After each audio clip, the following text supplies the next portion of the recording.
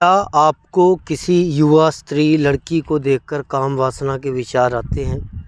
सामान्यतः आपने बहुत बार सुना होगा कि नारी नरक का द्वार है, जबकि शास्त्रों में ऐसा कहीं नहीं लिखा कि नारी नरक का द्वार है। शास्त्रों में लिखा हुआ है कि नारी को काम वासना की नज़र से देखना नरक का द्वार है। अगर कोई व्यक्ति किसी नारी को काम वासना की दृष्टि से देखता है तो वो नरक में जाएगा, यानी उसका गमन नरक में होगा। तो अगर आपको किसी भी युवा स्त्री लड़की को देखकर काम वासना के विचार आते हैं तो आपको क्या करना चाहिए, इस वीडियो में हम आपसे शेयर करने जा रहे हैं। और एंड को बिल्कुल मिस मत करना, क्योंकि एंड में आपको मैं एक ऐसी चीज़ बताने जा रहा हूं जो आपके लिए इन विचारों को नियंत्रण करने के लिए बहुत ही ज़्यादा आवश्यक है। तो जब भी आपको किसी स्त्री, किसी औरत या विपरीत लिंग के मनुष्य के प्रति आकर्षण पैदा होता है, आकर्षण पैदा होना स्वाभाविक बात है, क्योंकि प्रकृति की जो उत्पत्ति है वो काम से हुई है। काम का मतलब विपरीत लिंगों के मिलन से पैदा हुई है। आकर्षण होना कोई बड़ी बात नहीं, एक स्वाभाविक बात है, लेकिन उसके प्रति काम वासना के विचार आना, चिंतन आना, ये चीज़ आपके ब्रह्मचर्य के लिए बहुत ज़्यादा ख़तरनाक है। इसके साथ ही आपको पता ही होगा, नहीं तो मैं आपको बता दूं कि जो भी व्यक्ति किसी स्त्री लड़की को देखकर काम वासना के विचार लेकर आते हैं उनको नाइट फॉल अवश्य होता है। क्योंकि स्वप्न दोष का रीज़न ही क्या है? स्वप्न दोष का रीज़न है एक ऐसा स्वप्न देखना। अब होता क्या है, तो इसके लिए आपको क्या करना है, इससे कैसे बचा जाए? तो नंबर 1 पर बात करते हैं समय। आप समय का सोचिए। समय का कैसे सोचना कि अगर आपने किसी स्त्री को देखा तो उसको देखने में आपको 5 सेकंड, 10 सेकंड, 1 मिनट, 10 मिनट लगा होगा मैक्सिमम। लेकिन अगर आप उसकी काम वासना के विचार में पड़ जाते हैं तो वही 10 मिनट आपके दिन के दिन, रात के रात खा जाती है। यानी लगातार समय उसी में लगा रहता है, उसको सोचने में। और ये जो विचार होते हैं काम वासना के विचार, ये व्यक्ति की प्राण शक्ति को चूस लेते हैं।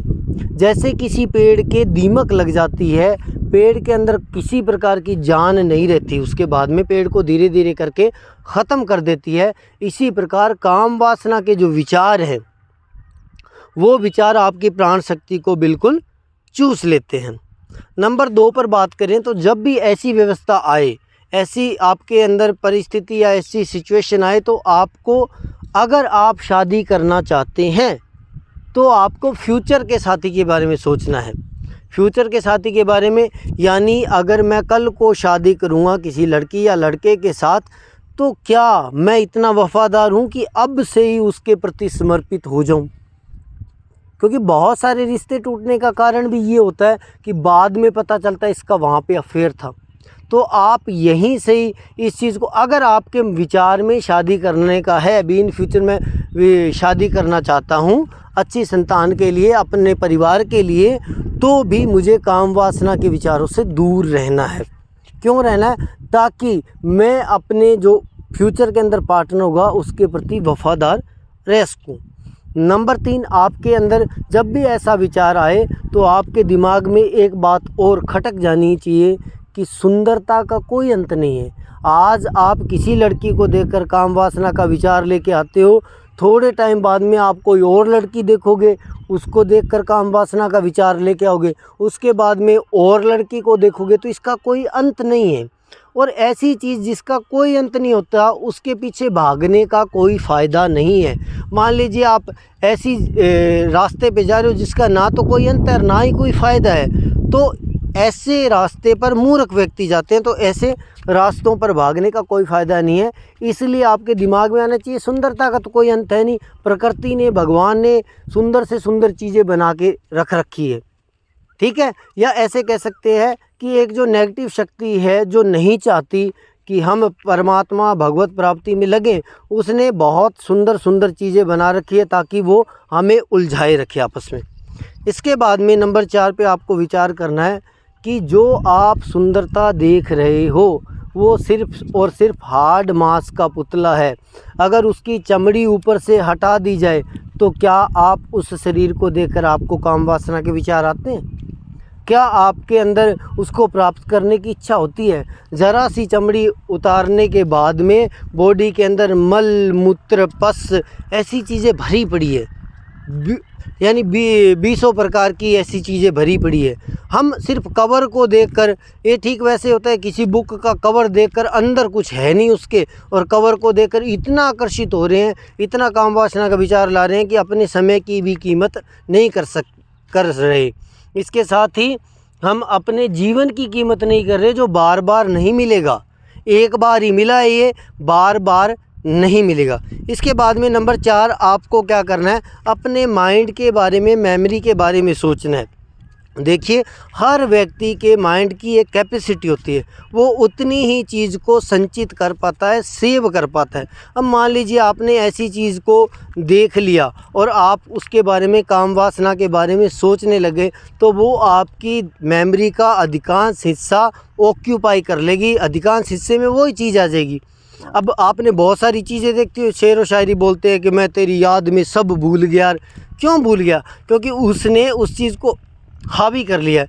अब एकमात्र काम प्राप्ति ही जीवन का लक्ष्य नहीं होना चाहिए, और ना ही होता है, ना ही शास्त्र इसकी अनुमति देते हैं। तो इसलिए आपको ध्यान रखना है कि मैं वो चीज़ें जो मेरे लिए, मेरे परिवार के लिए, जो मेरे इस जीवन के लिए आवश्यक नहीं है, उनसे अपने दिमाग की मेमोरी को नहीं भरूँगा। इसके बाद में नंबर 5 पर आपको ध्यान रखना है कैरेक्टर से। देखिए, जब भी आप काम वासना के विचार लेकर आते हैं किसी लड़की स्त्री को देखकर या विपरीत लिंग को देखकर, तो ये सबसे पहला प्रहार होता है आपके कैरेक्टर पर। जो आपका चरित्र है उसकी नींव धीरे धीरे धीरे करके कमज़ोर हो जाती है। और एक किसी फिलोसफर का कहा हुआ भी है कि अगर धन गया तो समझो कुछ भी नहीं गया, अगर स्वास्थ्य गया तो समझो कुछ गया है, और अगर चरित्र गया तो समझो कुछ भी नहीं बचा, सब कुछ चला गया है। तो आपको ध्यान रखना है, जब भी ऐसे विचार आते हैं तो आपके दिमाग में आना चाहिए कि मेरा चरित्र, मैं चरित्रवान हूँ, क्यों मैं इन चीज़ों के लिए अपने चरित्र को बर्बाद करूँ। और जो व्यक्ति चरित्रवान है उसको लोग नमन करते हैं, उसका प्रभाव अपने आप धीरे धीरे लोगों में, दुनिया में फैलने लग जाता है। इसके बाद में नंबर 6 पर बात करें तो आपके दिमाग में जब भी ऐसे विचार आए तो आपको ध्यान करना है लक्ष्य का, कि मेरा टारगेट क्या है, मेरा जीवन का लक्ष्य क्या है। क्या मेरे पास इतना वक्त है कि मैं इसके लिए वक्त बर्बाद करूं? जितना वक्त इधर बर्बाद कर रहा हूँ उतने वक्त में तो मैं मेरे लक्ष्य के लिए एक सीढ़ी और बनाऊंगा, एक सीढ़ी और चढ़ूंगा। जहाँ पे लक्ष्य प्राप्ति में मुझे कोई गड़बड़ लग रही है, कोई कमी आ रही है, उसको दूर करूंगा। इसलिए जब भी ऐसे विचार आए तो आपको लक्ष्य के प्रति सजग रहना है। इसके बाद में नंबर 7 जो आपके लिए बहुत ज़्यादा इम्पोर्टेंट है, आप क्या कीजिए कि अपने जो पर्स है, वॉलेट है, उसके अंदर माँ की तस्वीर रख लीजिए। एक सिर्फ इतनी काम आपको क्या करना है, माँ की तस्वीर रख लेनी है। अब इससे क्या होगा कि माँ की तस्वीर रखते हो, जब भी आपको किसी के प्रति काम वासना के विचार आए तो झट से अपनी माँ की तस्वीर निकाल के देख लीजिए। अब इससे क्या होगा कि आपके अंदर वो सम्मान पैदा हो जाएगा नारी के लिए, भी मेरी माँ जैसी है, या कह सकते हैं भी माँ, मेरी माँ की जो बॉडी है वैसी इसकी बॉडी है। तो माँ के प्रति जो प्रेम है वो क्या है, हमारा सात्विक प्रेम है। क्या माँ के प्रति कभी बुरे विचार आते हैं? नहीं आते, क्योंकि वो सात्विक प्रेम है। तो अगर आपको किसी के प्रति काम वासना के विचार आ रहे हैं तो आपको क्या करना है, वो माँ की फ़ोटो रख लेनी है, देख लेनी है जब भी आपको किसी के प्रति विचार आए। इसके बाद में नंबर 8 पे आप क्या कर सकते हैं कि आपको भगवत प्राप्ति के लिए, अगर आपका लक्ष्य है भगवत प्राप्ति, और अगर लक्ष्य नहीं है तो भी जो आपके इष्ट देव हैं जिनसे आप प्रेम करते हैं, जैसे भगवान कृष्ण है, श्री राम है, राधा जी है, श्याम जी हैं, या जो भी आप जिनको भी मतलब इष्ट देव मानते हैं, उनकी तस्वीर आपके पास होनी चाहिए।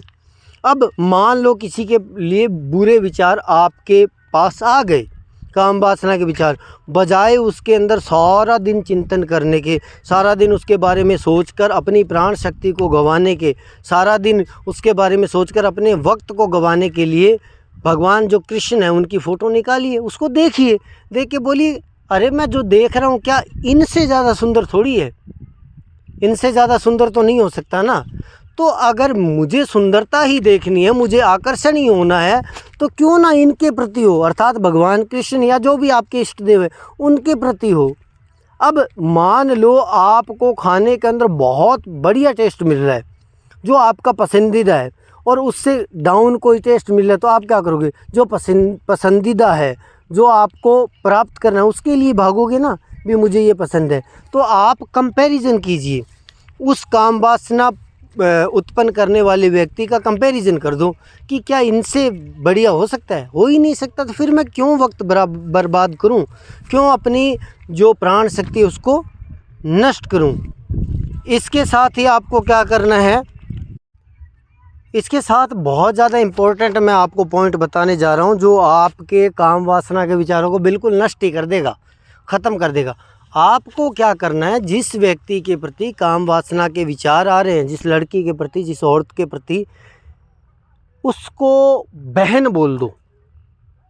जैसे मान लो किसी के प्रति विचार आ रहे हैं तो आपको उसके अंदर एक बार आपको किसी कारण से उसको बहन बोल देना है, किसी भी कारण से।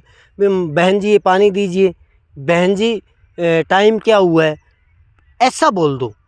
अब इससे क्या होगा, क्योंकि हमारे अंदर दो चीज़ें काम करती है, एक आत्मा और एक मन। मन जो है वो बुरे विचारों को पैदा करता है, आत्मा हमेशा इंसान को चेताती है कि बुरे विचार नहीं लेके आने। अगर आपने एक बार बहन बोल दिया तो ये जो बुरे विचार है धीरे धीरे करके अपने आप ख़त्म हो जाएंगे, क्योंकि आप आपस में खुद से लड़ने लग जाएंगे, यार अभी तो बहन बोला था, अब तो गलत विचार लेके आ रहा है। इसलिए बजाय कि वो वक्त आप उस काम वासना के विचार में लगाओ, आपस में अंतर्द्वंद में लगा दो ना। अब होगा क्या, धीरे धीरे करके आपकी जो आत्मा वो जीत जाएगी। 2, 4, 5 बार अगर बुरे विचार आ रहे हैं, आत्मा बोलेगी अरे अभी तो बहन बोला है, तू है क्या जानवर है, खुद को धिक्कारने लगेंगे। जब व्यक्ति खुद को धिक्कारने लगेगा तो धीरे धीरे करके वो बुरे विचार आपकी ज़िंदगी से गायब हो जाएंगे।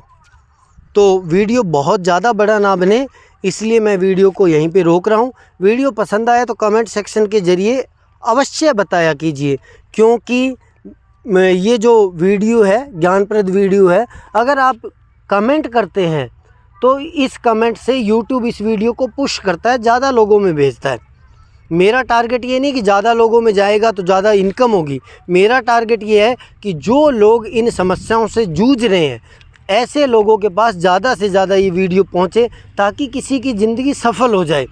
और ये आपके लिए पुण्य का कार्य है कि आपने किसी को शेयर कर दिया, ये आपके लिए पुण्य का कार्य है, क्योंकि आप जिस परेशानी से जूझ रहे हैं ठीक इसी प्रकार बहुत सारे लाखों लोग, हज़ारों लोग, करोड़ों लोग इन परेशानियों से जूझ रहे हैं। आपने 10 बंदों को शेयर किया, उनमें से 5, 2, 1 जितने भी बंदे इन परेशानियों से निकल जाएंगे तो आपने एक अच्छा कार्य कर लिया है। तो मिलते हैं एक नई वीडियो में, तब तक के लिए जय श्री राम।